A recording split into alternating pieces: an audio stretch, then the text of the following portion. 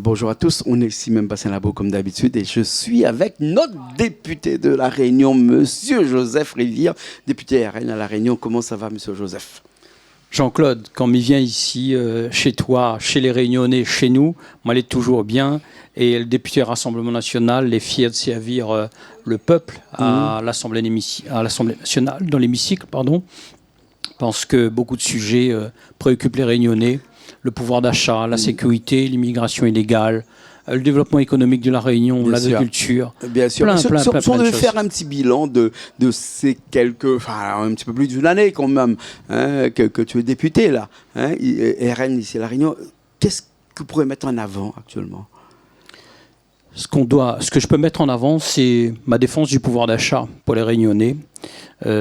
Concrètement, comment on le fait là-bas dans l'hémicycle? Concrètement, il y a des projets de loi qui sont déposés par différents groupes politiques, que ce soit le Rassemblement National ou les autres.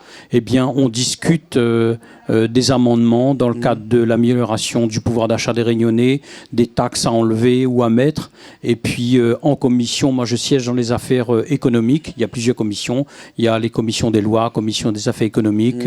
Il y a la commission de la délégation en Outre-mer, où je siège aussi, où actuellement nous sommes en train de travailler, tout bon politique confondu, sur la taxation des billets d'avion et comment améliorer le pouvoir d'achat des Réunionnais. Il y a une note du gouvernement qui nous est arrivée il n'y a pas longtemps. On est en train de travailler dessus. C'est un projet de loi qui était passé au Sénat, qui est arrivé chez nous. On est en train de débattre en commission où siègent les députés de tous bords politiques et quand il s'agit de défendre la Réunion, eh bien Joseph Rivière du Rassemblement National, il vote tout ce qui est bon pour la Réunion. Par contre, il faut noter que le groupe LFiste, eh bien le groupe des LFistes, il ne vote pas forcément ce que le Rassemblement National propose pour la Réunion, ce qui est dommage parce que on ne doit pas... Joseph Rivière vote, je ne sais pas, parce que la moyenne à l'Assemblée générale, c'est de voter 90%. Je crois que je suis à 91 ou 92%. Donc vous êtes au-dessus de la moyenne, alors. Voilà. Hein, donc vous êtes un bon député. Alors. Parce qu'on note les députés en fonction des votes que le député puisse faire dans l'Assemblée. Et il paraît que des députés, il y en a quelques-uns ou quelques-unes, par exemple, qui seraient à 70% de vote, alors que toi, tu es à 95%, donc ça va. Hein? Tu es présent. Même à 11 000 km, tu es présent, tu es souvent à Paris. Jean-Claude, je suis souvent à Paris, mais je ne suis pas là pour porter un jugement sur les autres collègues. Chacun mène sa vie de député comme il le conçoit. Moi, en tout cas, en 2024, lorsque la population m'a fait confiance, je me suis engagé à travailler pour elle sur de nombreux sujets qui concernent la France, la Réunion. Le développement économique de la Réunion, c'est important. Et pour revenir sur la présidence des députés, un député, c'est pas seulement un élu qui appuie sur un bouton et qui s'assoit dans un fauteuil pour voter, c'est quelqu'un qui est présent sur le terrain, qui écoute la population, qui fait remonter les problématiques, les besoins au niveau de l'Assemblée nationale, qui interpelle des ministres, soit en hémicycle, lors des questions au gouvernement, soit lors des niches parlementaires, soit en questions écrites directement aux différents ministères. Un député, c'est aussi celui qui reçoit des documents sur telle problématique concernant l'économie, concernant les violences intrafamiliales, concernant la sécurité routière, concernant l'alcoolisme. Ouais. Bref, tous les sujets de société qui concernent le pays, eh bien, on doit les travailler et en fonction de nos compétences, eh bien, les porter à l'Assemblée nationale. Et à côté de ça, nous avons différentes commissions, comme je te l'ai dit. Eh bien, dans les commissions, il faut aller, il faut regarder quel texte est débattu. On va parler d'un sujet important, un sujet qui tient à cœur à beaucoup de Réunionnais parce que ils ont de la famille en métropole là-bas. Et puis ce billet d'avion, Réunion-Paris, c'est quand même assez long, parce qu'il y a 11 000 km qui nous séparent. C'est normal que le billet coûte un prix. Mais on a à côté de nous, de l'autre côté, là-bas, nos homonymes, les Martiniquais et les Guadeloupéens, qui ne payent pas le même prix entre un billet d'avion Martinique-Paris. Nous, notre billet, il est très cher. Pourquoi ça? Parce que on n'a que, il faut le dire, on n'a que Air Austral et puis après il y a quelques autres compagnies qui sont là. On a des. Pourquoi ce billet d'avion est aussi cher? pour La Réunion vers Paris? Alors, le billet d'avion, il est aussi cher, tout simplement parce que plusieurs causes. Je pense que les compagnies aériennes, ils maintiennent un certain nombre de prix. On ne peut pas nous dire qu'il y a des périodes basses et des périodes hausses.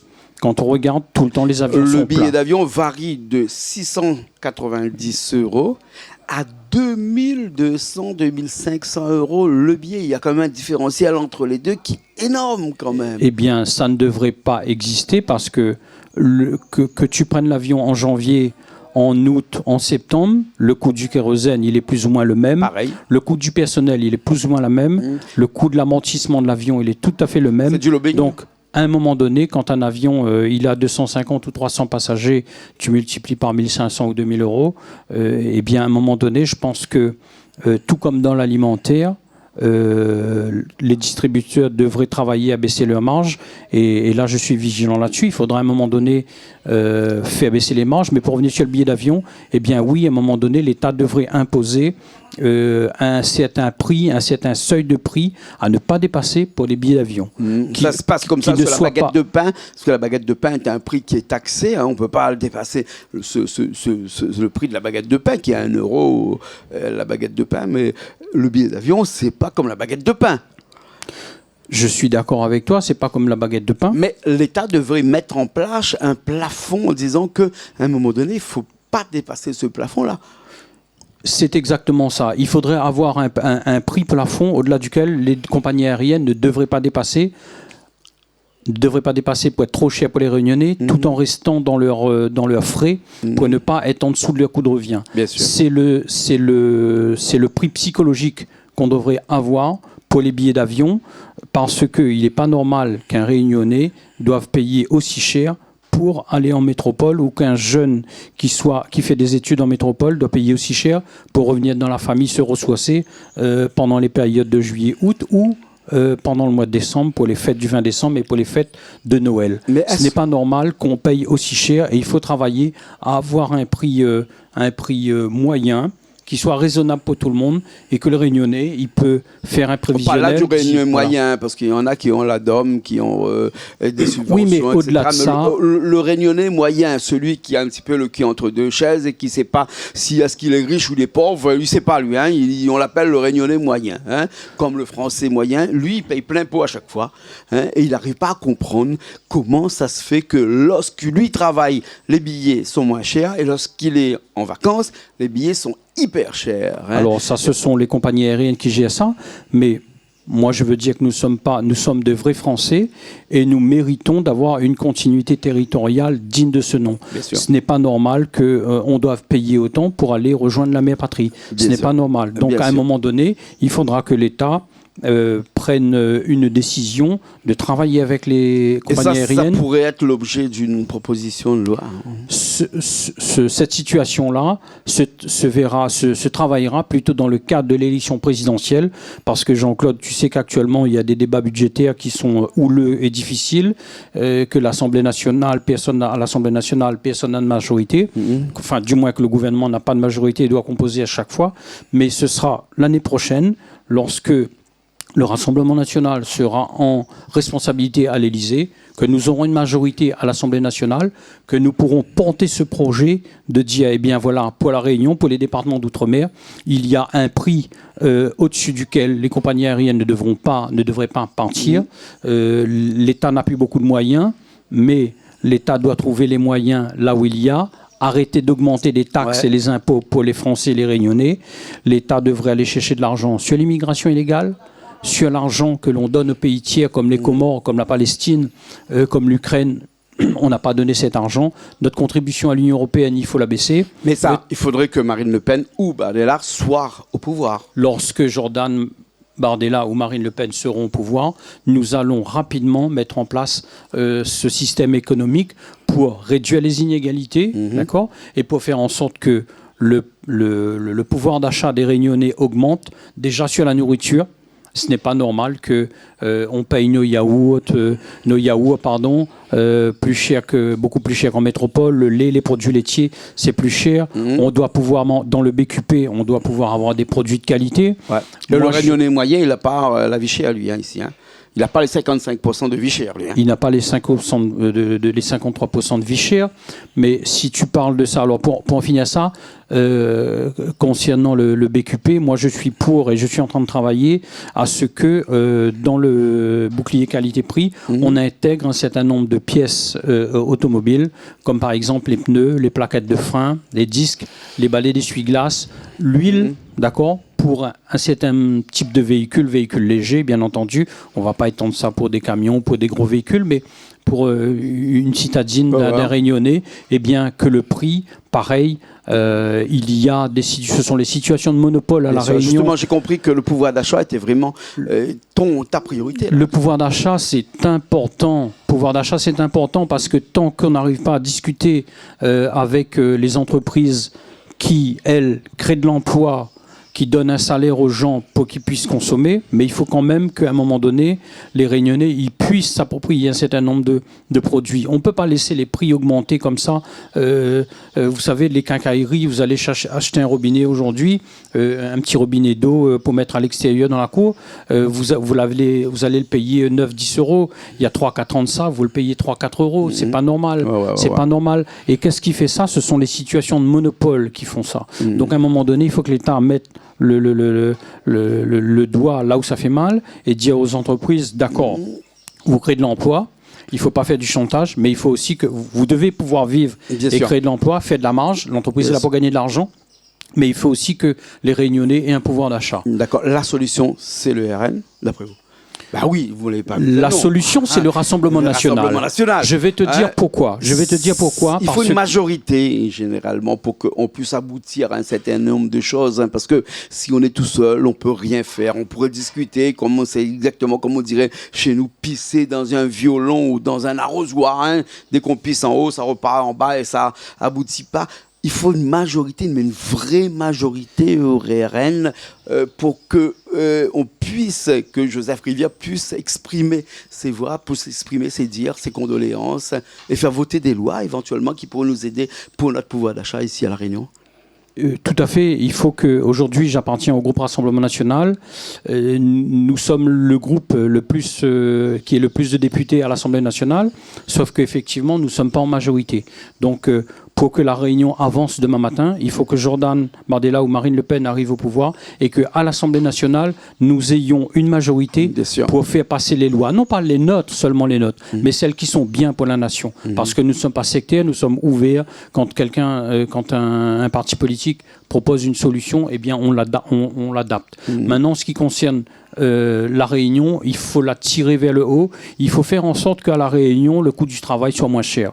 Les entreprises, elles croulent sous les taxes, sur les impôts, sur les l'URSSAF. C'est pas normal. J'ai proposé l'année dernière à l'ancien ministre de l'Outre-mer, M. Valls, de faire de la Réunion une zone franche globale. Il m'a envoyé balader en me disant qu'il ne voulait pas un paradis fiscal. Il n'a rien compris. Il a rien compris. Non, mais quand même, si au CAIF on fait une zone franche fiscale ici, il y aura beaucoup de gens qui vont venir quand même. Ça va attirer du public, ça va attirer des gens qui ne sont pas réunionnais, qui voudraient s'investir ici. Ce n'est pas dans ce sens. Pour gagner de l'argent. On a bien vu ça avec les grandes surfaces. Regarde les grandes surfaces ici. Jean-Claude, zone franche globale, j'entends un territoire où les impôts et les taxes sont moins chers pour les entreprises. Pourquoi? Ça va attirer les entreprises extérieures. Exactement, il faut que les entreprises extérieures, mais aussi que moi je suis pour que le Réunionnais, sa dignité, ce n'est pas d'aller pointer à la mairie pour gagner un contrat tous les ans, c'est d'avoir un travail. Soit il peut passer un concours et réussit, soit il peut être embauché dans une entreprise, soit il peut faire médecin, il peut faire infirmier, mais dans le métier, dans la profession libérale, qu'il soit artisan, qu'il soit chef d'entreprise dans le bâtiment, dans divers domaines, dans la communication, dans la restauration, dans l'agriculture. L'agriculture, c'est l'avenir pour la Réunion. Je pense à notre maire Rassemblement national, Johnny Payette, qui est en train de développer son territoire pour pouvoir faire de la consommation de fruits et légumes plus tard. C'est le modèle pour la Réunion. Demain matin, aujourd'hui, c'est le pouvoir d'achat. Demain matin, dans 2, 3 ans, 4 ans, on ne sait pas, en fonction de la situation géopolitique, ce sera peut-être la préoccupation, ce sera qu'est-ce qu'on va manger. Alors Jean-Claude, en tant qu'élu, on doit se poser toutes ces questions.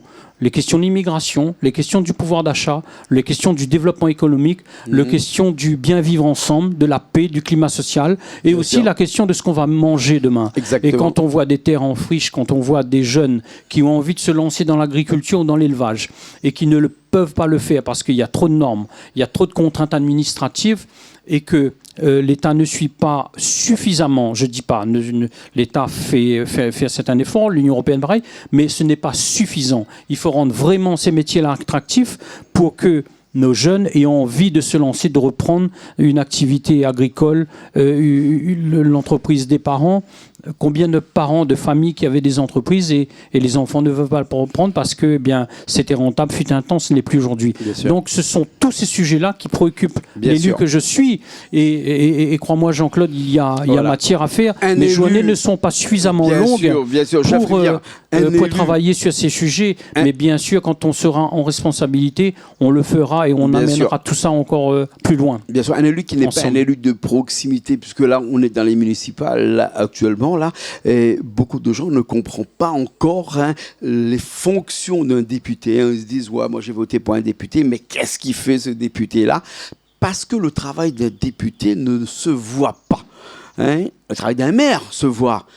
Parce qu'il y a la route sur laquelle on passe tous les jours, qui a été fait par la municipalité, le stade dans lequel on va jouer, ou l'école maternelle, ou l'école élémentaire, où on amène ses enfants tous les matins, on voit qu'il y a un préau qui a été construit, on voit toutes les compétences du maire, il est réalisable, il est vu aujourd'hui.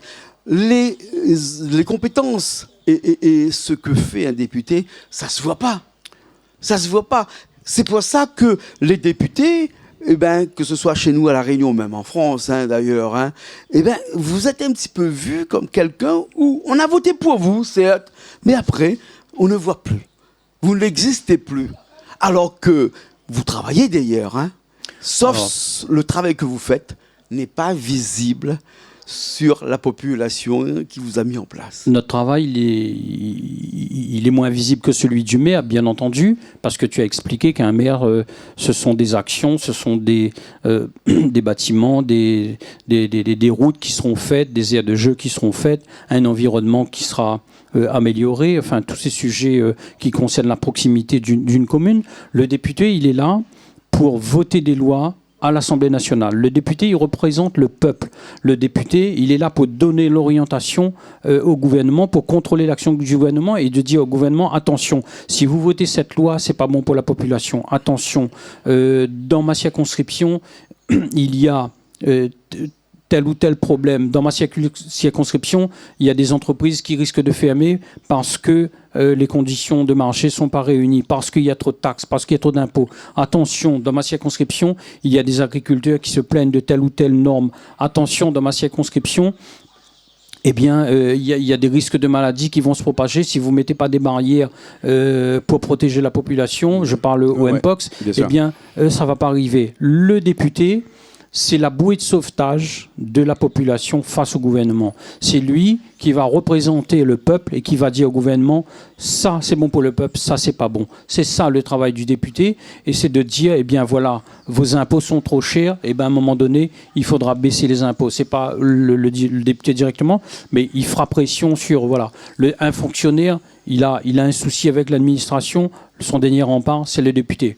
Monsieur le ministre, tel ou tel agent de tel service, il a tel souci, il a besoin d'un rapprochement familial, il faut le faire. Tant de sujets, tous les ans on le voit par rapport aux jeunes qui doivent partir en métropole pour travailler. Le député, il est là pour ça, il est là pour être le défenseur, c'est l'avocat du peuple. Député, il est l'avocat du peuple auprès du gouvernement. Et c'est pour ça qu'on doit avoir un bon gouvernement qui entende le peuple. Et un bon député aussi. Et les députés aussi. Voilà. Et les députés aussi. Maintenant, après, j'essaie autant que je peux de rencontrer la population, de rencontrer les gens. Les gens, ils m'interpellent.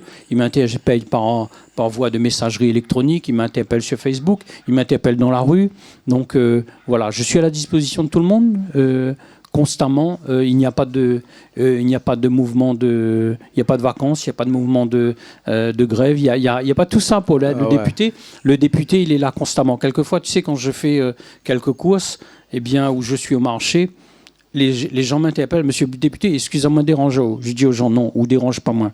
Moi, je suis là pour écouter, moi, je suis là pour machin, ou cause, ou dis-moi quoi n'est pas bon, quoi est bon. Le député, il est là aussi, quelquefois.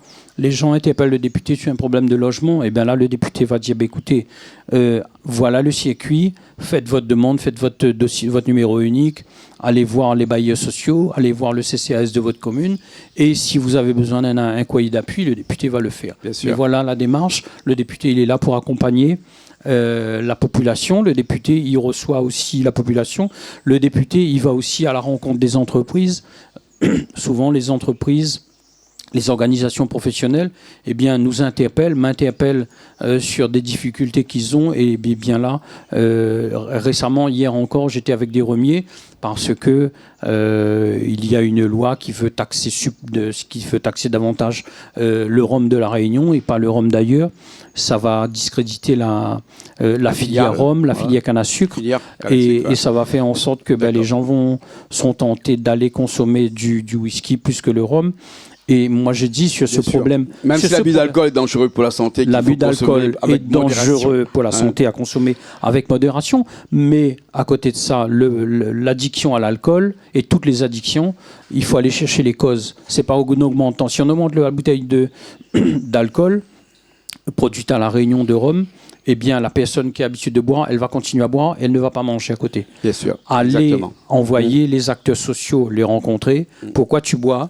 C'est un problème sentimental, c'est un problème économique, c'est un problème spirituel. Bien sûr. Et là même le député, il est là-dedans aussi. Le député, il est là aussi pour gérer ça. Moi, il est là-dedans. Il écoute les gens. On a des familles qui... Il rencontre des fois des familles que vous ne pourrez pas imaginer les problèmes que ça a. Des problèmes de nourriture, des problèmes de bornage, des problèmes d'un enfant, il n'entend pas avec les parents et la foutaine dispute et comment on fait parce que le marmaille habite avec Zot. C'est ça la Réunion, c'est ça le travail du député, c'est d'être à l'écoute. Et on doit être à l'écoute et je suis à l'écoute pour pouvoir orienter, et je n'ai pas de baguette magique, Jean-Claude, j'ai pas de baguette magique, mais j'ai la volonté de travailler pour que la Réunion soit mieux demain, pour que les Réunionnais ils soient en l'air, qu'ils aient un travail, qu'ils aient un toit, qu'ils vivent dans un climat de paix, et que on soit reconnu dignement par la France et qu'on soit la fierté de la France. Et que nous soyons l'excellence pour nos jeunes. C'est ça que je veux et c'est le sens de mon travail. D'accord, merci beaucoup. Merci Jean-Claude. Merci beaucoup. En fait, je te laissais parler un petit peu. Je ne me suis pas fait comme je fais habituellement mon idiot, parce que des fois je fais l'idiot tout le temps. Là, aujourd'hui, j'ai vu qu'il y a beaucoup de choses derrière un député et ça nous fait plaisir que le grand public puisse un jour savoir un petit peu le rôle d'un député. Parce qu'un député, on ne le voit pas, mais il travaille à l'arrière. Merci beaucoup. Merci Jean-Claude d'avoir été avec nous aujourd'hui dans cette période un petit peu difficile, cette période électorale, parce qu'on est dans les municipales ici. Toi, tu portes haut et fier cette casquette du RN ici à La Réunion. Il n'y a pas beaucoup de communes qui sont investies du RN. Je crois qu'il y en a 8 ou 9 peut-être. Oui, à peu près. Mais le RN aussi porte des valeurs exactement comme les candidats du Rassemblement national ont des convictions profondes d'amour et de respect pour la Réunion et pour la France. Et puis en ce qui concerne les municipales, c'est le débat démocratique, c'est le jeu démocratique.